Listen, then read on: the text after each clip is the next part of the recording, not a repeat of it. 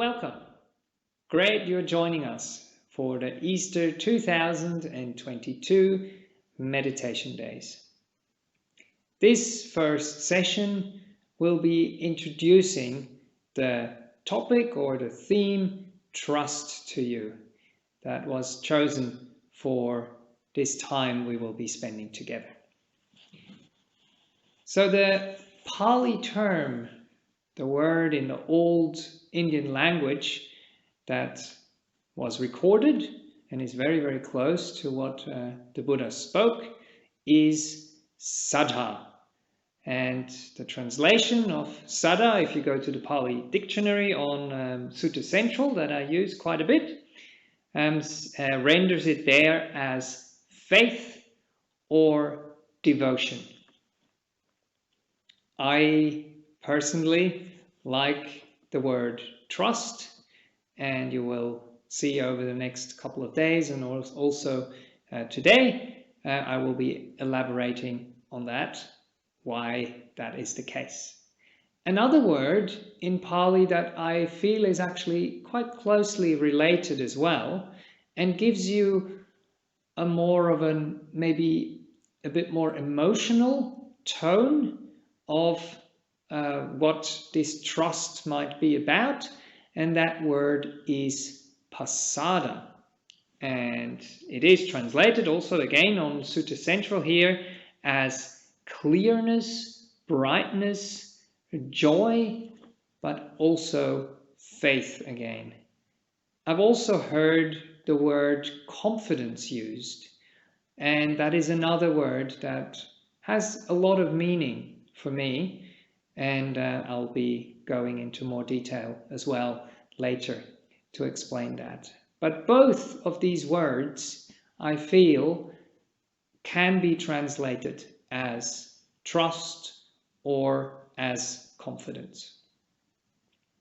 Without going into too much details in the scriptures, there is suttas where these terms do arise, and I might actually give another talk on another occasion, maybe at the Buddhist Society of Victoria or somewhere else, where I go into more detail about the suttas. But what inspired me really to think about this a bit more deeply is the Upanisa Sutta, and that is a sutta that comes from the Samyutta Nikaya, so it is number 12.23, SN 12.23. I'll put that in the description of this video so you can actually have a look. And that describes, on one hand, the dependent origination, that describes how our existence operates and how we arrive at the term of suffering, term of dukkha that is used in the teachings quite a lot, actually. Also, it appears in the first noble truth of the Buddha. And this is not about being negative. It's just acknowledging that there is suffering, that there is uncomfort, that there is dissatisfaction in life. And that will be in your own life. It might be right now that you're experiencing something in your body, sickness, old age, or that you are experiencing something in your mind, like death when someone has actually died, and all the mental suffering that can come with this. But even if we don't experience it in our lives right now, it is out there in the world. If we just, watch or read the news, we will understand that this world is problematic, that there are many, many things happening out there, that the minds of the people are often overcome by what we call the defilements in Buddhism, and they make us do things that are unskillful, that are unhelpful. And then, of course, there is the body and all the problems that arise with this body. And even, as I said before, you might be just very happy and very contented at the moment, which is great. Please enjoy that. Please make the most of it. And what means making the most of it? That means to actually use it in a skillful, in a healthy, in a wholesome way, to actually do good, to share what you have. That is your possessions and your belongings, of course. That is your funds, if you're able to help other people with the funds you might have. If there is enough, you obviously look after yourself and your family and make sure there is enough. But if there is surplus, it's great to actually share that with other beings. But then also to realize that all this is conditioned and all this has the nature to change as well. And that it will become otherwise, as it says in the scriptures. That it will become separated from us on some stage. And that if we don't basically put in the work, if we don't maintain it, it will crumble away. And that's where the dependent origination, so to speak, finishes in this sutta, and we go to the other end of the spectrum. We go to the dependent cessation, as Ajahn Brahm calls it, or we could also call it this dependent liberation. And they also sometimes call it the transcendental arising. So it is the dependent arising on one hand, and then the transcendental arising. That basically shows us the way out of this wheel, the way out of these problems. And that is the good message. That is the inspiring message. So we need to know that there is a problem, which is suffering, which is that things are problematic. It's like when you go to a doctor and the doctor realizes there is some symptoms, there is a problem, but then you find the cure, then you find the way, the path, the medicine to actually deal with these things. And in this sutta, we start off from suffering. And the next step after suffering is faith, is this word saddha. And then it goes into a long list of words over here.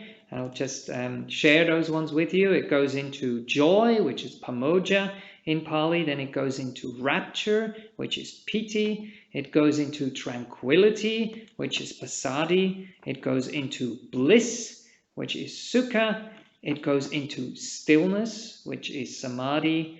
It goes into truly knowing and seeing, yathā, bhūta, ñāṇa, dassana. And then it goes into nibbidā, in being disillusioned, turning away. It goes into dispassion. It goes into fading away, is the word that is often used by the monks in our tradition. And that is the word virāga. And then with the fading away, it leads to vimutti. It leads to freedom. It leads to liberation. And that's why it's also called dependent liberation. And then once that has happened, then of course there is the knowledge of the cessation, the knowledge of the ending, the knowledge of these things ceasing that have led to all these problems.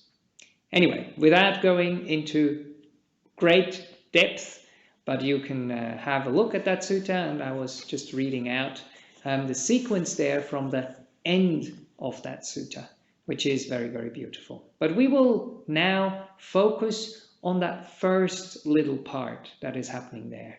How we actually move from suffering into faith and then have these beautiful qualities that come afterwards develop, deepen, and flourish. And for that, I will bring up a few slides and a few words on these slides that will lead us through this process. So we have a bit of a groundwork for these meditation days that we will be spending together. Okay, let's now have a look how we can arrive at this beautiful thing called Saddhā Pasāda, trust, confidence, and how we can go beyond. Our journey, as I mentioned before, starts with suffering. So there is a problem. Something is unpleasant. Something doesn't turn out the way we expected it. Something doesn't go according to plan. And then, as a consequence of that, we suffer. We start to have doubts. Doubts about ourselves, doubts about other people, doubts about the world. We might also have suspicions that something hasn't quite gone right. We think there is something wrong. There's something wrong with us. There's something wrong with other people. There is something wrong with the world. And we are therefore confused about how things are. Confusion, delusion, often these words, I think, can be used interchangeably. But once we start to understand that if we are sick or if we are suffering, if other people are suffering, if there are things happening in the world that are difficult, there is a teaching out there.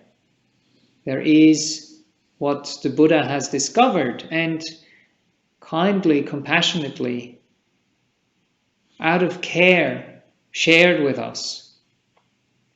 And that is actually what can start to inspire faith in us. But before we can go there, we actually need a few more steps. So we do need courage.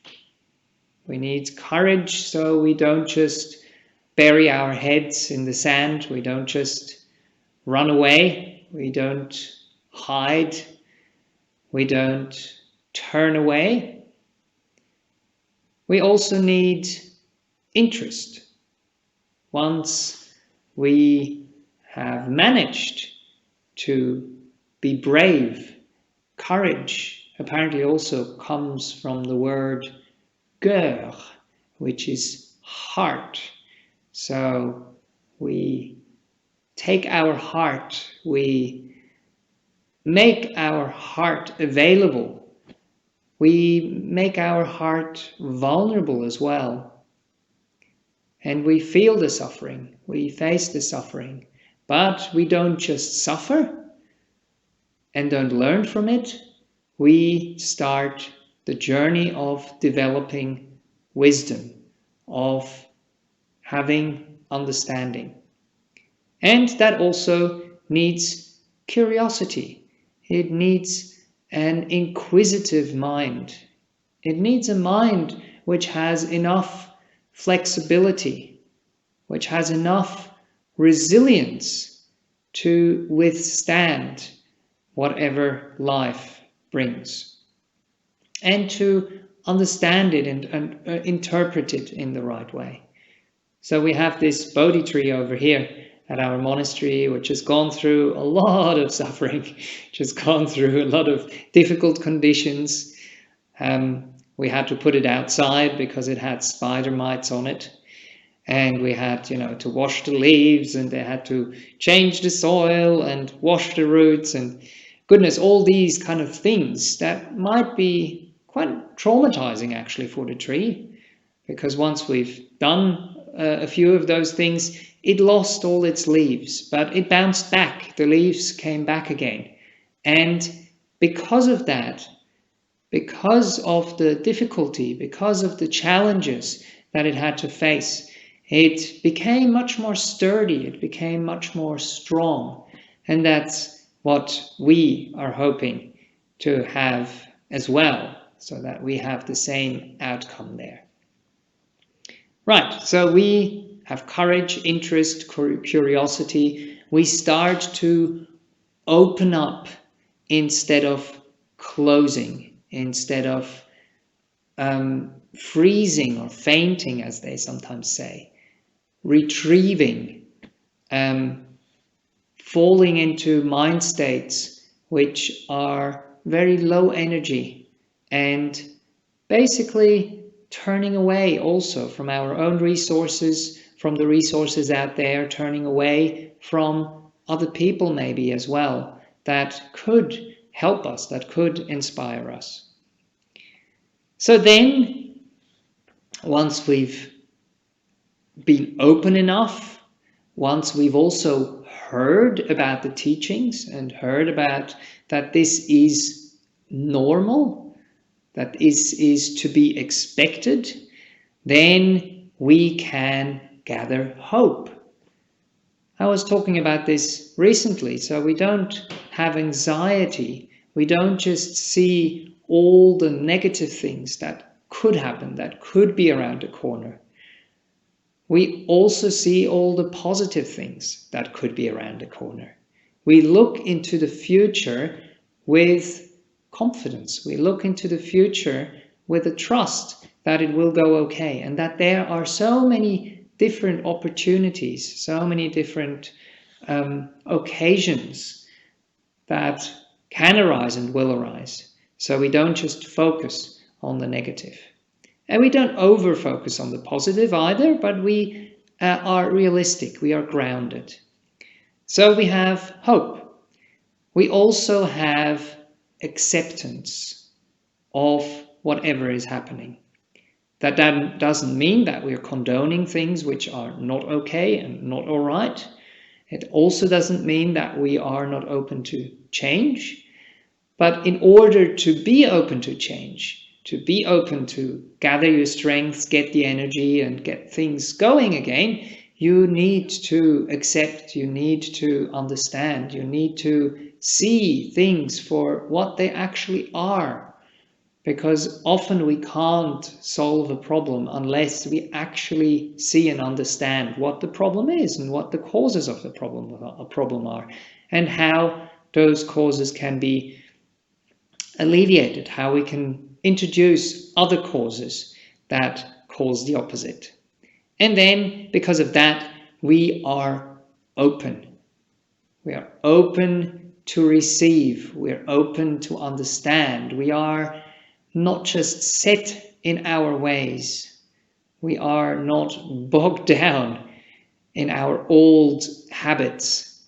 We are open to change, open to positive change. And then when we hear these things, then faith can arise. And in the way that we very often talk about faith, at least the way I have heard it, we talk about believing something.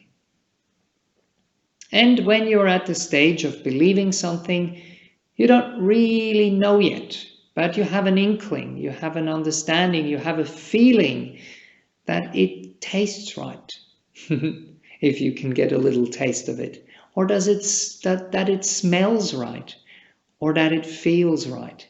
And then you believe, yes, this does make sense.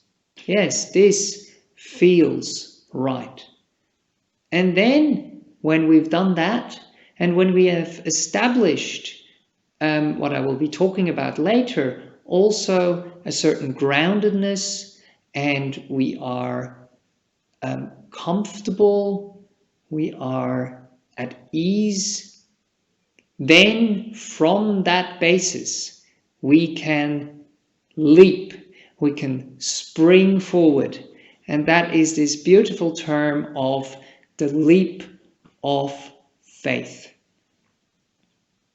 Because you believe that something is a certain way, then you're willing to give it a go. You're willing to invest some energy, or also to just, when you think about it in this way, it releases some energy.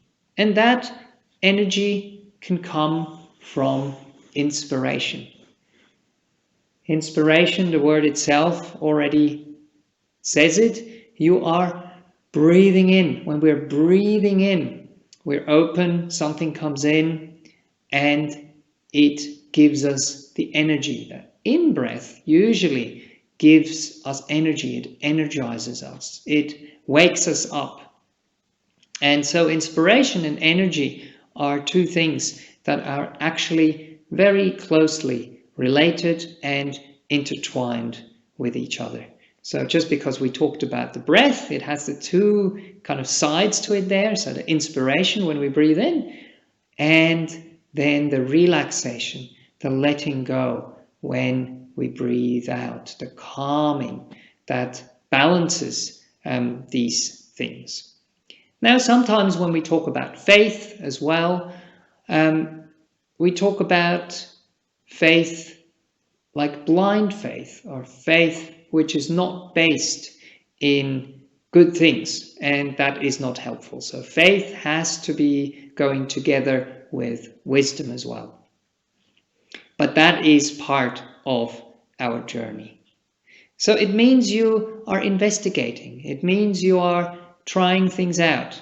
It means you are seeing how things go and learning from that process.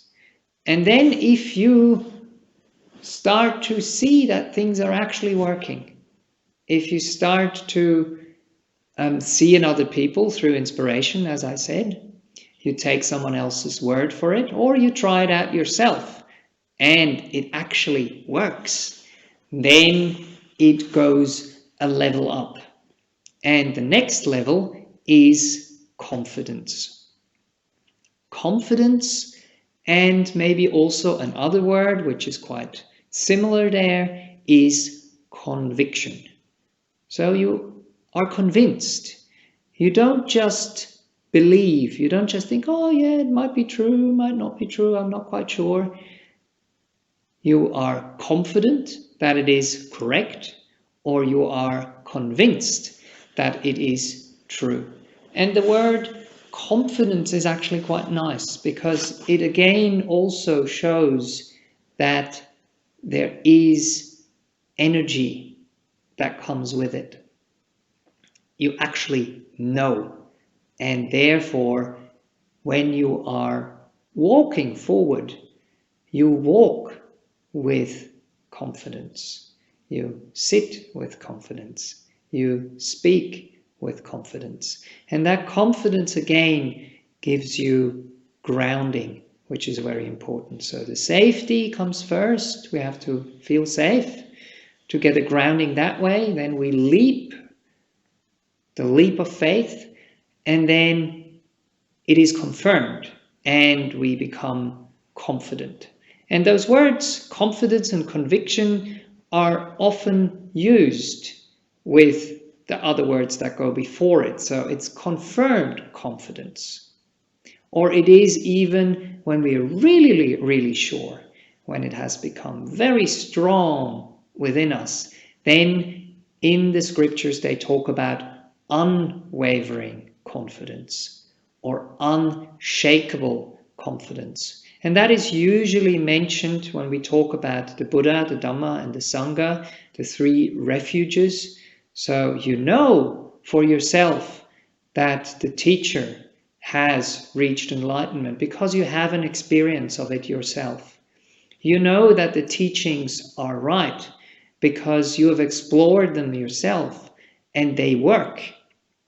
And you have confirmed confidence in the people who have walked on this path and who have reached some of those stages on the path as well. So because you know without a doubt, so the doubt that we were talking about before has disappeared, your faith, your confidence, your conviction, it becomes unshakable. And that is also when I think the word trust starts to appear. So again, trust has different levels there as well. You will have trust in another person because you've seen them for a long time, because they've been your friend for a long time, or you just have heard about them and their behavior and what they do in the world. So the trust and the confidence grows over time. And you know that the person or the teaching is trustworthy. They are worthy of trust. So you are willing, you are happy to invest in something. They do talk about trusts of money and all these kind of things. That is a completely different thing. So we're not talking about that. But it is the investment into goodness, into the goodness of people, into the goodness of the teachings, and into the goodness especially of those people who have walked on this path for a long time and who have reached some of those stages on the path. And then out of this trust, again, all these beautiful qualities come: joy, inspiration, and then the energy and all that. And that can also be translated into words like devotion. So you become devoted to a certain purpose in life, or you're devoted to a person, you're devoted to a worldview, or you're basically devoted to the teaching in the Buddhist sense. Again, because you trust it, because it makes sense, because it is wholesome, because it is good. And together with all this comes dedication, and also comes this other word, commitment. So once we have put trust into something, it doesn't mean that it always will deliver. At a certain point, our trust is unshakable, yes, but that is a long journey. And on that journey, we also have to preserve. We have to keep walking. We have to keep investing. We have to keep trusting. Sometimes a little bit at a distance to keep ourselves safe if that is necessary. Sometimes much, much, much closer, where we can really devote ourselves, where we can really give ourselves to the process, to another person. And then, because we are committed, that is what actually leads to growth. If we are not committed to something, if we just do it on the side, then it just can't grow in the same way, because it is not nourished as much as if we are really dedicated, committed, and devoted. Like with our children, if you're a parent, it takes a lot of time, it takes a lot of effort, it takes a lot of trusting, it takes a lot of suffering along the way as well. But you keep trusting, you keep giving that trust to the person, and then seeing that they actually start to live up to the trust, that they start to trust within themselves. And then this beautiful process of learning can happen. The beautiful process of growth can happen. And that only happens if there is nourishment. That only happens if there is forgiveness as well. The mistakes are going to happen. You just can't avoid that. So you also accept, this is part of life, this is part of a relationship, this is part of having a body, this is part of having a mind. Welcome to the human condition. We work with it, and we learn from it, and we grow from it. And then, if that process carries on for long enough, then there is a certain alignment that happens. An alignment that happens with the teachings, an alignment that happens with the precepts, the alignment that happens with the beautiful qualities that we aspire to in our minds.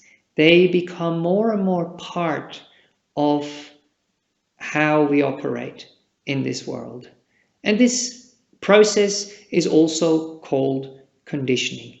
We get conditioned by these things. We get conditioned by the right people we hang out with. We get conditioned by hearing these teachings again and again and again. Sometimes they don't make sense in the beginning, or they do make sense, but we haven't quite understood them. There are so many levels of how we can understand these very deep and profound teachings that the Buddha has offered, that the Buddha has given us out of compassion. And then when this alignment and this conditioning, this learning and this growing happens, then it becomes a habit pattern. It becomes a positive habit pattern, though. It is not a bad habit that we try to get rid of. It is actually a habit. Something has become automatic, but it is a wholesome response that happens automatically. And that is beautiful. So we just make sure we maintain it, so it carries on in this way. We feed it so it becomes even more stronger, and it becomes even more automatic. And that is what leads to character. So we have a certain character. And we understand that character is not fixed. The causes and conditions condition that character. But if we trust in the right things, if we have faith, if we get convinced and devoted and dedicated and committed to walk in the right direction, then our character will also grow, align in that direction. And we become beautiful human beings. Actually, we already are beautiful human beings. But we have to see it, we have to uncover it, and we have to nourish it. I think this should be enough to give you a bit of an overview for the topic trust and the different themes that come with it. The next session tonight will be something new. I'll be doing a guidance into sleep, and the title there will be Home, how we can feel at home, how we can feel this German word of Geborgenheit that I will describe a little bit more.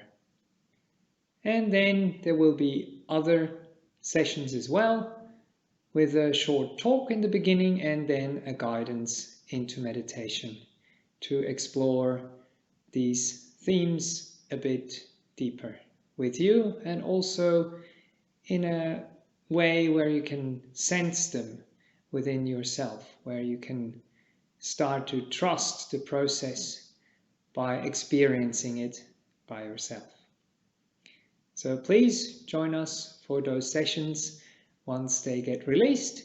And if you have signed up to join us for the community gatherings, for the Q&A sessions where we can interact, where you can ask Bhante Chunda and myself some questions, please click the link on the PDF that you got on the timetable to join us for those live meetings.